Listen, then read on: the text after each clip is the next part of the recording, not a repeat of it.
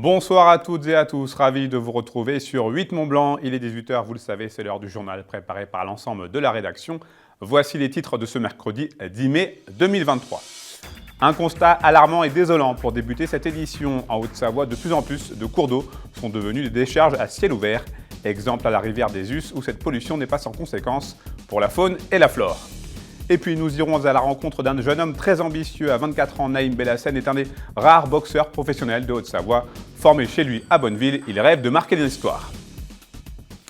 Je vous en parlais donc dans les titres. Plusieurs cours d'eau de Haute-Savoie sont devenus avec le temps de véritables décharges à ciel ouvert. C'est le cas notamment des Us où la rivière et ses ruisseaux sont jonchés de déchets.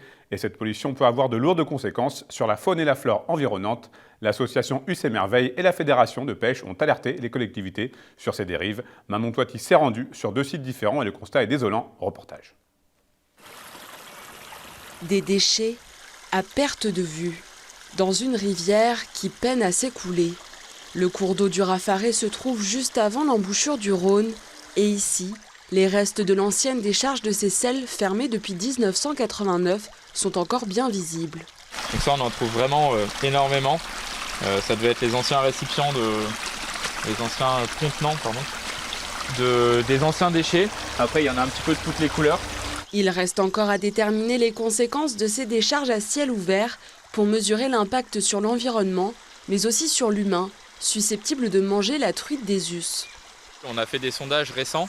On sait qu'il y a une population de poissons qui est présente et on a trouvé un petit peu toutes les tailles de poissons. Donc on suspecte que c'est une population qui se reproduit et qui est là naturellement. Il n'y a pas eu d'alvinage sur les dernières années.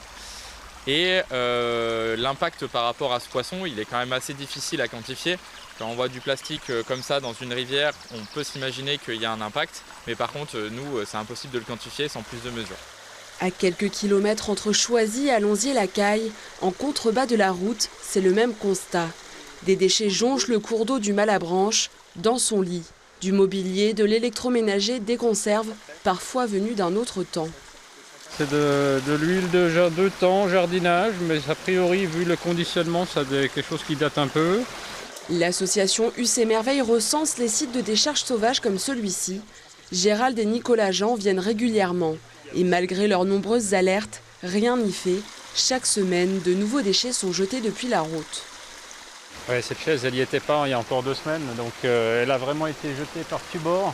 Et on voit même à côté de la chaise, un peu dans le ruisseau, il y a un lave-vaisselle tout frais, il est encore presque... On ne pourrait pas se dire que c'est une pièce de rechange, tellement elle est intègre. Tous les mètres, une autre découverte. On a retrouvé toute cette baby-foot. Ça, c'est un baby. L'association tente de nettoyer les cours d'eau, mais avec leurs faibles moyens, impossible de le faire seul. On est obligé de s'entourer des pouvoirs publics et de demander aux mairies et aux communautés de communes de jouer le jeu pour nous aider parce que sinon ça va rester ici en fait. Et on s'aperçoit qu'une fois qu'un site est propre, en fait les gens n'ont plus tendance à venir déposer des déchets. Donc c'est super important à la fois pour la faune et la flore qu'on le nettoie, mais aussi pour que ce site finalement redevienne à l'état naturel. La communauté de communes de Fier et Us a répondu à cet appel et s'apprête à lancer une opération de dépollution. On va mettre des moyens humains, techniques et financiers courant juin, donc à l'aide d'une grue et d'équipements bien spécifiques. Un camion grue pour treuiller des big bags qui vont nous permettre de ramasser et de dépolluer le site. Espérons que dans peu de temps, les rivières des Us couleront à nouveau paisiblement, sans déchets. Et j'ajoute que l'association Us et Merveilles organise une journée de ramassage des déchets dans les cours d'eau le 10 juin prochain. Et d'ailleurs, les nouveaux bénévoles sont les bienvenus. De quel aéroport avons-nous besoin? Comment allier les besoins de l'économie avec la qualité de vie et la préservation de l'environnement? Voici quelques exemples de questions qui seront posées ce jeudi soir lors d'une conférence débat sur les nuisances de l'aéroport de Genève. Organisée par EELV Pays de Savoie, la soirée aura lieu au théâtre du Guidou à Sciez dans le Chablais. Nous avons pu joindre à ce sujet Sophie Boussemard, la co-secrétaire EELV de la région Savoie. On l'écoute.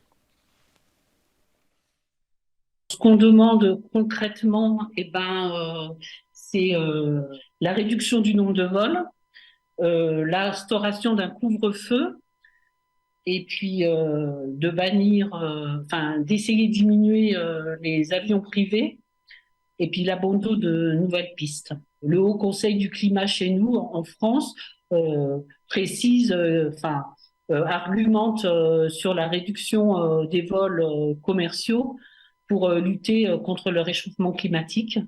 Donc, on y est là. Si on veut aller à l'objectif, passer à l'objectif de 2 tonnes par personne jusqu'à 2050, il faudra bien commencer un jour par quelque chose. Les populations quand même se rendent compte qu'il y a une injustice quand on voit qu'on paie, qu'on taxe les carburants de nos véhicules pour aller travailler et que le kérosène des avions n'est pas taxé. Il y a quand même là un souci majeur de justice déjà fiscale. La crise du Covid a été un révélateur. On n'a pas saisi cette opportunité d'aller dans le sens de la durabilité. À l'heure où les ressources en eau deviennent de plus en plus rares, le produit conçu par Robert Cossette pourrait aider à préserver les réserves d'eau potable. Ce Québécois anécien d'adoption a mis au point un goûteur solaire qui permet d'éviter au maximum le gaspillage d'eau à l'arrosage. L'objet commercialisé depuis presque 20 ans a récemment été sollicité par une ONG pour être vendu en Ouzbékistan, un pays pauvre où l'eau se fait très rare. Reportage de Camille Friva. C'est un petit objet en plastique qui paraît anodin, mais qui apporte une aide précieuse à de nombreux jardiniers. Cet arroseur goutte à goutte solaire conçu par Robert s'adapte aux températures ambiantes pour répondre le plus efficacement possible aux besoins de la plante. C'est très avantageux parce qu'on évite d'arroser lorsqu'il pleut et on arrose plus lorsque la plante est en pleine croissance. Ce système permet d'arroser au cœur des racines plutôt qu'en surface pour éviter le gaspillage d'eau inutile. Les racines ne sont pas strictement regroupées en un point. Elles se diffusent sur l'ensemble du pot. Et c'est justement cet aspect de l'invention de Robert qui a interpellé une ONG intervenant en Ouzbékistan. Nous sommes une organisation humanitaire travaillant au Karacal, Pakistan. Il y a 2 ans, cette organisation l'a sollicité pour venir en aide aux cultures des familles locales en leur fournissant son produit. Dans une région du monde où les réserves d'eau sont faibles. C'était un échange extrêmement sympathique de voir que moi, comme ingénieur qui crée des solutions, de voir que les gens qui en ont besoin peuvent enfin y accéder. Et eux, ils étaient très intéressés, et, ils sont très curieux et très motivés. Depuis le début de l'année, 2400 goûteurs ont été vendus sur place à un prix symbolique. Pour cet ancien ingénieur aérospatial, c'est un aboutissement. Cela fait plus de 20 ans qu'il consacre ses recherches à la préservation des ressources en eau.